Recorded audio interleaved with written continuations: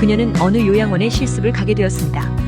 대부분이 그렇듯 요양보호사는 여자가 많아서 실습생 4명 모두 여자였습니다. 보통 40대, 50대가 가장 많았습니다. 요양원에는 보통 혼자 들어와 있었습니다. 특이하게도 그녀가 맡은 환자는 부부였습니다.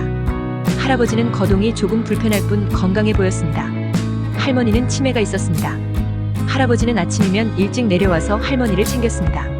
할머니는 남편도 아이들도 전혀 기억하지 못했습니다.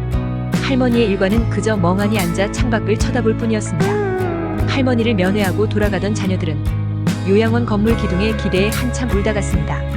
할머니는 그런 상황도 모른 채 그저 멍하니 창밖만 볼 뿐이었습니다. 아무런 표정이 없었습니다. 그런 할머니가 유일하게 웃는 날이 있습니다. 자녀들 집에 가는 날입니다.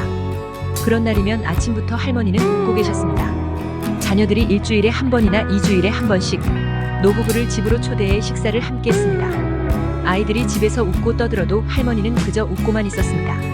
그날은 할머니가 웃는 유일한 날이었습니다. 다음날 아침이면 할아버지 곁에는 멍한 눈으로 창밖을 쳐다보는 할머니가 계셨습니다. 할머니가 살아왔던 삶 자체가 하얀 도화지였습니다. 그래도 할머니에게는 할아버지가 함께여서 다행이었습니다. 요양원에는 아주 유명한 할머니가 계셨습니다. 약한 치매 증세와 뇌졸중으로 거동이 불편하셨습니다. 할머니는 까다롭기가 이를 데 없었습니다. 밥맛이 없다거나 반찬이 맛없다거나 요양보호사가 자기를 미워한다거나 아픈데 봐주지 않는다거나 여러 가지 이유로 요양보호사는 물론 옆에 있는 환자들까지 힘들어했습니다. 할머니의 목청이 엄청 컸습니다. 할머니에게는 효자 아들이 있었습니다. 효자 아들은 요양원 근처에 방을 얻어 자주 할머니를 찾아왔습니다. 그런 날이면 할머니는 불만사항을 늘어놓았습니다.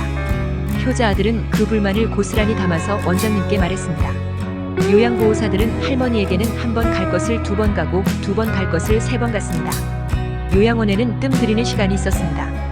그런 날이면 유명한 할머니 곁에 다른 할머니들이 모여들었습니다. 까탈스러운 할머니는 뜸을 조금만 뜨고 귀찮다고 버리고 갔습니다. 그 할머니가 버린 뜸을 서로 갖기 위해 다른 할머니들이 경쟁을 했습니다. 갈수록 유명한 할머니의 요구사항은 요양보호사를 힘들게 했습니다. 요양보호사의 업무 밖의 일을 요구했습니다. 할머니의 요구사항은 효자 아들이 고스란히 귀로 접수해 원장에게 항의와 요구가 섞여 전달되었습니다. 원장은 가만히 듣고 있다가 조심스레 말했습니다. 집으로 모시고 가시겠어요? 그 이후 효자 아들은 할머니의 불만과 요구사항이 있을 때마다 워워 시켰습니다. 그녀가 가장 힘든 순간이 있었습니다. 처음으로 욕창 환자를 본 것이었습니다. 누워있는 환자의 경우 오랜 시간으로 욕창이 생기는데 뭘 해줄 게 없었습니다. 욕창 부위에 거즈를 갈아 끼우면서 그녀와 다른 실습생들은 하염없이 눈물을 흘렸습니다. 그녀는 치매든 파킨슨 병이든 뇌졸중이든 제발 거동만 하실 수 있으면 하고 바랐습니다. 침대가 모든 세상이 되는 순간에는 살아있는 것이 사는 게 아니라는 생각이 들었습니다. 그녀는 존중받는 죽음을 맞이할 수 있기를 간절히 기도했습니다.